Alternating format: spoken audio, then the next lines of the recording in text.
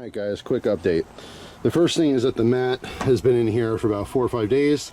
It's already settling in really nice. If you want to speed up the process, you can use a little bit of heat, maybe like a heat gun or something, some weights obviously. I'm going to cut these out because I do have something planned to get where I need the D-rings exposed. There's newer models of this, I think, that has a smaller hole on the side so you have a little bit more access, but like I said, I want this fully cut out. But the reason for my video now, if you can't tell, it's raining. And I had my bed open all night because I had a plastic table that I had purchased yesterday.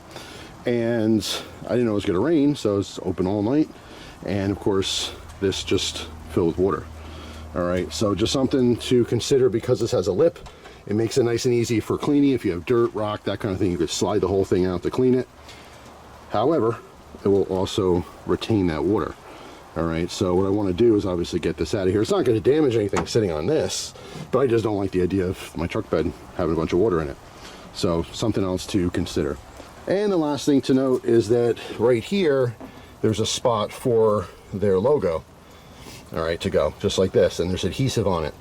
But between putting the table in, which caught the side of this, it already started to rip it, and now sitting in the rain all night, it just fell off.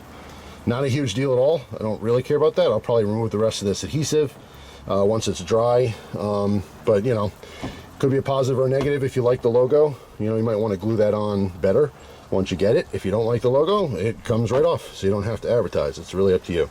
But anyway, just some quick updates. That's it for now.